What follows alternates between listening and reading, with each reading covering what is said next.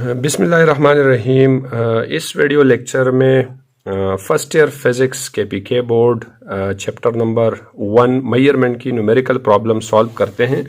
तो पहला सवाल है कि a circular pizza cut into 3 equal parts, यानी एक सर्कुलर पिज़्ज़ा है cut into 3 equal parts, one piece of pizza is taken out, और इसमें से एक पीस ऑफ पिज़्ज़ा जो है अगर इसमें से हम बाहर करेंगे, estimate the degree measure of the single piece of pizza and convert the measure into radian. मतलब जो वन पीस ऑफ पिज़्ज़ा है इसमें हमने डिग्री मालूम करना है और फिर इस डिग्री को हमने रेडियन में कन्वर्ट करना है।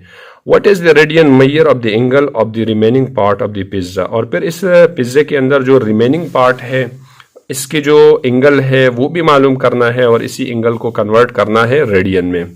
तो लेट्स सपोज मान ले ये है हमारे पास इस तरह से एक सर्कुलर पिज़्ज़ा है और इसको हमने इक्वली यानी 3 पार्ट्स पे डिवाइड करना है। तो लेट्स सपोज एक पार्ट हमारे पास ये है और इसी तरह से एक ये है, 1 2 3, हमने 3 इक्वल पार्ट्स में इसको डिवाइड किया।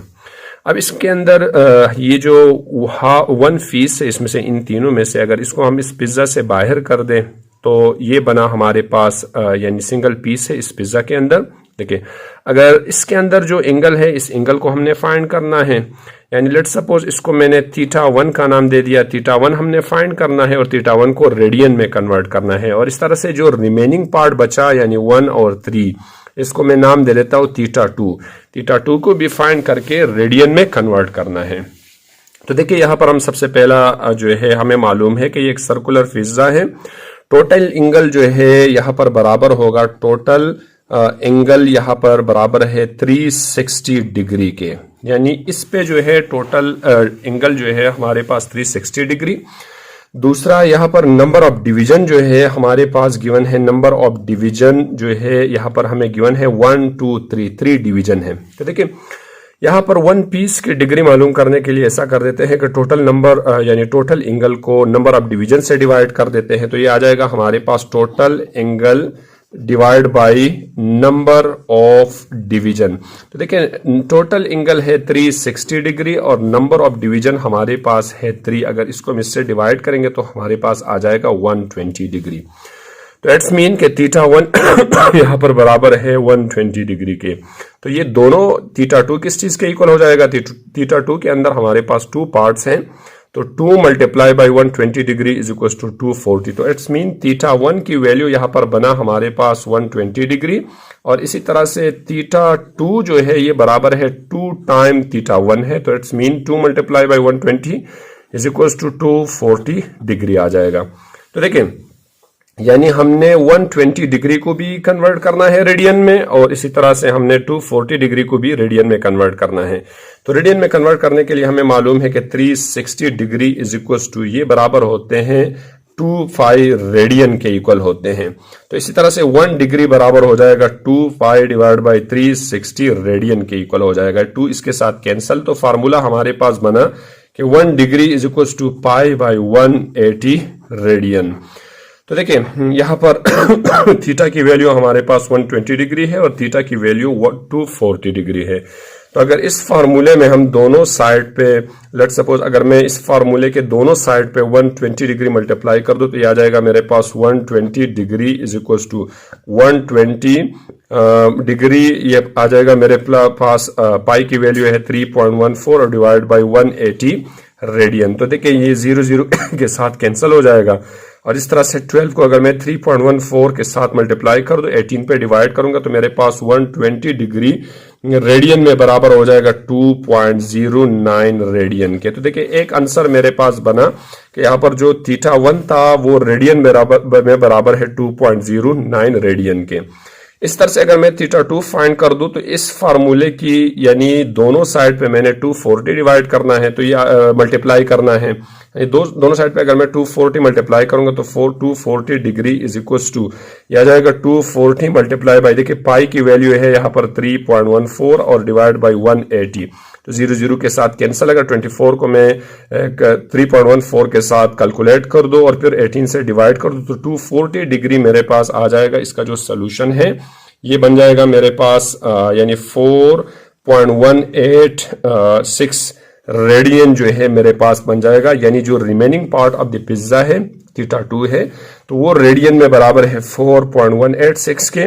और इसी तरह से हमारे पास जो 120 डिग्री है, यानी वन पार्ट है इस पिज्जा के, वो बराबर है 2.09 रेडियन के। क्वेश्चन नंबर 2 बता रहे कि the length of the pendulum is 1.5 plus minus 0.01 metre and acceleration due to a gravity is taken into account is 9.8 plus minus 0.1 metre per second. Calculate the time period of the pendulum with uncertainty in it. हमने जो है यहाँ पर time period मालूम करना है uncertainty के साथ।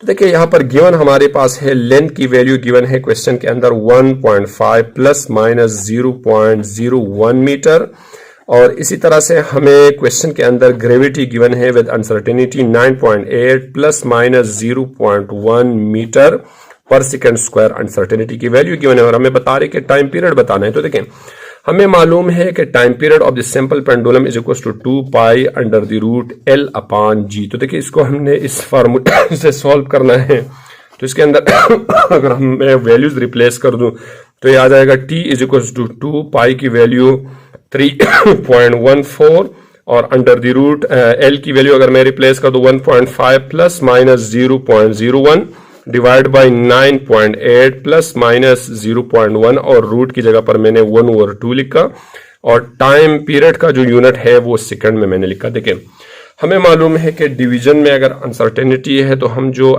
ये वाला पार्ट, ये जो फ्रैक्शन पार्ट है, ये जो अनसर्टेनिटी है, इसको हम परसेंटेज में कन्वर्ट करते हैं। तो परसेंटेज में कन्वर्ट करने के लिए हम ऐसा कर देते हैं कि ये ऊपर वाला वैल्यू जो है 0.01, इसको अगर हम इसकी टोटल वैल्यू जो है 1.5 है, 1.5 से अगर हम इसको डिवाइड कर दें और 100 में इसके साथ मल्टीप्लाई करूंगा तो इसकी जो परसेंटेज बन जाएगा मेरे पास 0.67% बन जाएगा। इस तरह से अगर मैं यानी 0.1 divide by 9.8 multiply by 100 solve कर दूं, परसेंटेज में कन्वर्ट करा दूं, तो इसका आंसर जो है मेरे पास 1.02% बन जाएगा। तो देखिए अगर ये वैल्यू मैं यहाँ पर रिप्लेस कर दूं तो मेरे पास आ जाएगा T इज इक्वल टू, और इन दोनों को मल्टीप्लाई करके मेरे पास 6.28 आ जाएगा।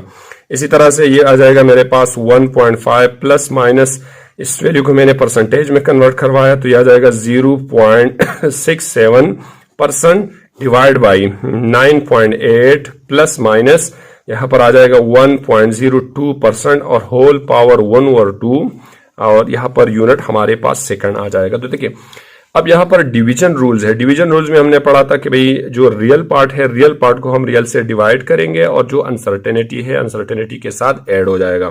तो ये बन जाएगा T is equal to 6.28 N2, यानी 1.5 डिवाइड बाई 9.8 प्लस माइनस ये आ जाएगा हमारे पास 0.67% प्लस 1.02% यहाँ पर S। ठीक है, देखिए अगर इस वैल्यू को मैं इसके साथ डिवाइड कर दूं तो मेरे पास बन जाएगा आंसर, और यहाँ पर पावर भी है 1/2।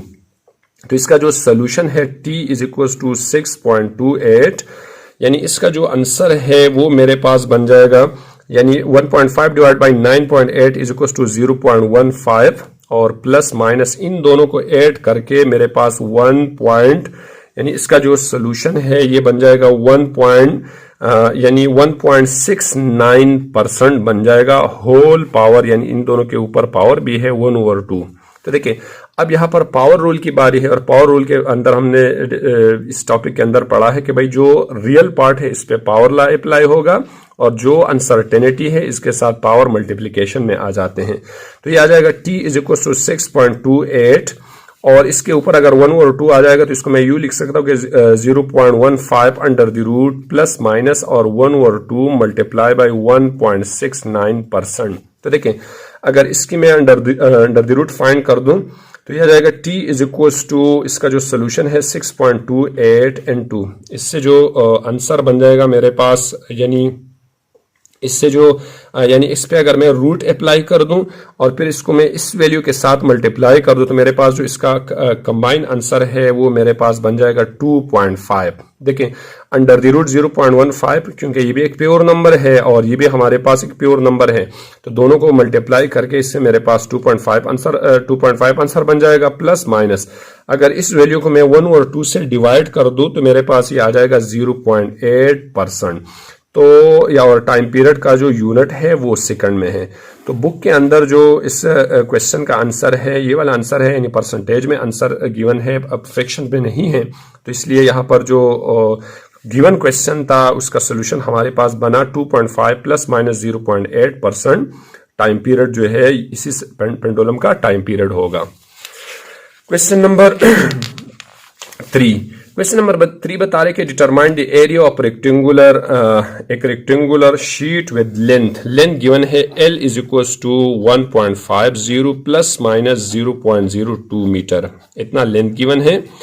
एंड वेट जो है हमारे पास गिवन है 0.20 प्लस माइनस 0.01 मीटर।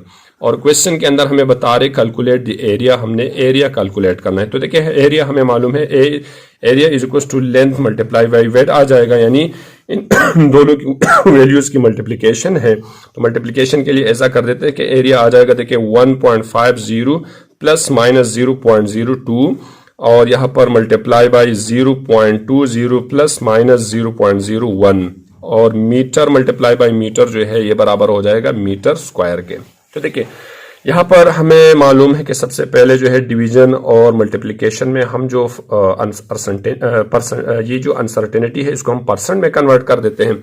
अगर इसको मैं परसेंट में कन्वर्ट करवा दूं तो ये आ जाएगा 0.02 डिवाइड बाई 1.5 मल्टीप्लाई बाई 100 और इससे जो आंसर बन जाएगा मेरे पास A is equal to 1.50 plus minus, यानी इसका जो सोल्यूशन है वो तकरीबन मेरे पास बन जाएगा 13.3% बन जाएगा। और इस तरह से मल्टीप्लाई बाई, देखिए अगर इसको मैं परसेंटेज में चेंज करवा दूं तो ये 0.01 डिवाइड बाई 0.2 मल्टीप्लाई बाई 100, तो इसका सोल्यूशन मेरे पास बन जाएगा 0.20 प्लस माइनस, यानी इसका जो आंसर बन जाएगा तकरीबन ये 50% जो है आ जाएगा मेरे पास इसका सोल्यूशन मीटर स्क्वायर। तो देखिए अब मल्टीप्लिकेशन के अंदर हमने पढ़ा है कि रियल पार्ट जो है इसमें जो एक्चुअल पार्ट है वो एक्चुअल के साथ मल्टीप्लाई होगा और अनसर्टेनिटी के साथ ऐड होगा। तो देखिए ये आ जाएगा A इज इक्वल टू ये आ जाएगा 1.50 मल्टीप्लाई बाई 0.20, यानी ये इसके साथ क्या होगा मल्टीप्लाई होगा और इसी तरह से प्लस माइनस अनसर्टेनिटी 13.3% प्लस ये हो जाएगा 50%, ये दोनों आपस में ऐड हो जाएगा मीटर स्क्वायर। तो देखिए अब यहाँ पर इन दोनों से जो आंसर बनेगा A इज इक्वल टू इसका जो सोल्यूशन है ये आ जाएगा 0.3 प्लस माइनस इन दोनों को ऐड करके ये बन जाएगा 63.3% और यूनिट हमारे पास मीटर स्क्वायर आ जाएगा। देखिए अब इस पार्ट को स्टैंडर्ड फॉर्म में कन्वर्ट करना है, इसको परसेंटेज से निकालना है, तो परसेंटेज से निकालने के लिए इसको ऐसा कर देते हैं 63.3 डिवाइड बाई 100 और मल्टीप्लाई बाई 0.3 हो जाएगा। जैसे इसको अगर हम सॉल्व कर देते हैं तो area is equal to 0.3 plus minus इसका जो सोल्यूशन है ये बन जाएगा 0.2 मीटर स्क्वायर। तो ये इस शीट का एरिया होगा यानी अनसर्टेनिटी में area is equal to 0.3 plus minus 0.2 metre square इस शीट का एरिया होगा। क्वेश्चन नंबर 4 बता रहे कि calculate the answer up to appropriate number of significant digit. देखिए हमें मालूम है कि यहाँ पर एडिशन हमने करना है, एडिशन रूल्स के हमने अंदर हमें मालूम है सिग्निफिकेंट फिगर में कि जो हमारा लीस्ट एक्यूरेट वैल्यू है यानी डेसिमल के बाद जिसमें कम वैल्यू होते हैं हमने अपना आंसर जो है वहां तक राउंड ऑफ करना होगा। तो अगर मैं इन वैल्यूज को ऐड कर दूं तो ये आ जाएगा 246.24। देखिए पॉइंट के नीचे पॉइंट लगाना है तो ये 278 आ जाएगा और इस तरह से 238 और ये आ जाएगा 98.3। अगर इसको मैं इन वैल्यूज को मैं ऐड कर दूं तो यहाँ पर मेरे पास जो सोल्यूशन बन जाएगा ये तकरीबन जो है 8 4 और 7 11 आ जाएगा इससे और 2 4 8 ये आ जाएगा 8 पॉइंट। इसका जो सोल्यूशन है ये तकरीबन बन जाएगा 275 तो देखिए यहाँ पर हमारे पास लीस्ट एक्यूरेट वैल्यू हमारा यानी डेसिमल के बाद एक ही वैल्यू इस वैल्यू के अंदर गिवन है, तो हमने अपना आंसर जो है यहाँ तक जो है हमने राउंड ऑफ करना है। देखिए 8 को अगर मैं राउंड ऑफ कर दूं तो ये ग्रेटर देन 5 है, ये आगे वाला नंबर 2 हो जाएगा। इस तरह से 2 लेस देन 5 है, इसको मैं डायरेक्ट राउंड ऑफ कर सकता हूं। तो मेरे पास जो आंसर बना 572.8 जो है इसका सोल्यूशन है। क्वेश्चन नंबर 2 बता रहे कि 1.4 मल्टीप्लाई बाई 2.639 प्लस 117.25। तो देखिए इसमें जो हमारा ये जो लीस्ट एक्यूरेट वैल्यू है ये 1.4 है, यानी डेसिमल के बाद एक ही वैल्यू है। इन दोनों को हमने मल्टीप्लाई करना है और इसके बीच में मल्टीप्लिकेशन है। इन दोनों को मल्टीप्लाई करके फिर इसके साथ ये ऐड करना है, लेकिन डेसिमल के बाद हमें पॉइंट के बाद जैसे कि लीस्ट इस वैल्यू में हमारे पास एक ही वैल्यू मौजूद है, तो आंसर के अंदर भी हमने एक ही वैल्यू छोड़ना होगा। तो देखिए 1.4 को अगर मैं 2.639 के साथ मल्टीप्लाई करूंगा तो इसका मेरे पास सॉल्यूशन बन जाएगा 13.6946 बन जाएगा। अगर इसको मैं इसके साथ इस वाली वैल्यू के साथ ऐड कर दूं तो 117.25। अगर इन दोनों को मैं ऐड कर दूं तो इसका सोल्यूशन 644 ये आ जाएगा, 678 ये 9 आ जाएगा, 0.3710 और ये 31 आ जाएगा। तो देखिए यानी 1 और 1 यानी ये दोनों ऐड होके 2 3 और ये 1 आ जाएगा। तो देखिए इसको अगर मैं अब राउंड ऑफ कर दूं, क्योंकि इस वैल्यू में हमारे पास डेसिमल के बाद एक वैल्यू मौजूद है, तो हमने आंसर को भी राउंड ऑफ करना होगा। तो देखिए ये 6 जो है मोर देन 5 है, इससे रिटेन नंबर जो है ये 5 हो जाएगा। अब 5 जो है मैंने राउंड ऑफ करना, इससे पहले इवन नंबर है तो हम 5 को वैसे डायरेक्ट राउंड ऑफ करेंगे और इसको भी मैं राउंड ऑफ कर सकता हूं। तो इसका जो मेरे पास आंसर बना, इसका आंसर है मेरे पास देखिए इसका जो सोल्यूशन आया वो तकरीबन मेरे पास ये जो है 130.9 जो है इसका सोल्यूशन है इस क्वेश्चन का। पार्ट सी है इस क्वेश्चन का, यहाँ पर मल्टीप्लिकेशन है। क्वेश्चन के अंदर है कि 2.66 मल्टीप्लाई बाई 10 की पावर 4 माइनस 1.03 मल्टीप्लाई बाई 10 की पावर 3। तो देखिए अगर इस सवाल को मैं स्टैंडर्ड फॉर्म में लिख दूं तो ये आ जाएगा मेरे पास 2, यानी अगर मैं इसको स्टैंडर्ड फॉर्म में तो 6 यहाँ पर 2 टाइम्स 0 और इससे हमने ये सब ट्रैक करना है, तो ये आ जाएगा हमारे पास 103, यानी डेसिमल के बाद 3 वैल्यू चाहिए, तो ये आ जाएगा मेरे पास। जैसे कि अगर 2600 से मैं माइनस कर दूं 1 यानी 1030, इससे मैं माइनस कर दूं 266 है यहाँ पर और 0 है, 00 है। तो मेरे पास देखिए जो इसका जो सोल्यूशन आ जाएगा, इसका सोल्यूशन तकरीबन जो है ये 2 यानी देखिए इसका 0 आ जाएगा और 10 से 3 7 आ जाएगा, यहाँ पर 552 सोल्यूशन बन जाएगा। अगर इसको मैं एक्सपोनेंशियल फॉर्म में लिख दूं तो इसका एक्सपोनेंशियल फॉर्म होगा 2.5, यानी डेसिमल को मैंने 1 2 3 4 टाइम चेंज किया तो 2.5 एक्सपोनेंशियल 4 आ जाएगा और इसका क्या है सोल्यूशन है।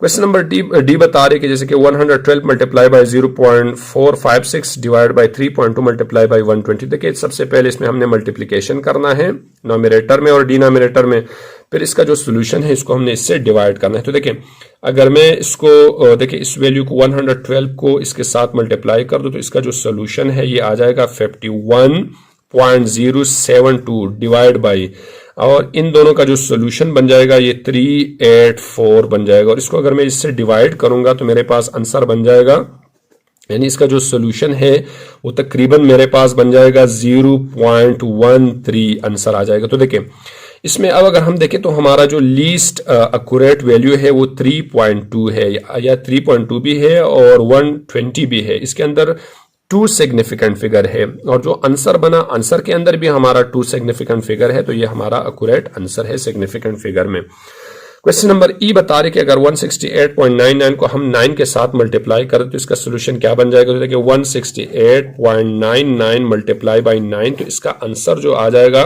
तकरीबन ये इसका जो आंसर है वो 1520 आंसर आ जाएगा। तो देखिए यहाँ पर हमारे पास लीस्ट एक्यूरेट वैल्यू ये है और इसमें एक सिग्निफिकेंट फिगर है, तो हमें आंसर के अंदर भी एक सिग्निफिकेंट चाहिए। तो देखिए एक सिग्निफिकेंट बनाने के लिए हमने इसको राउंड ऑफ करना होगा।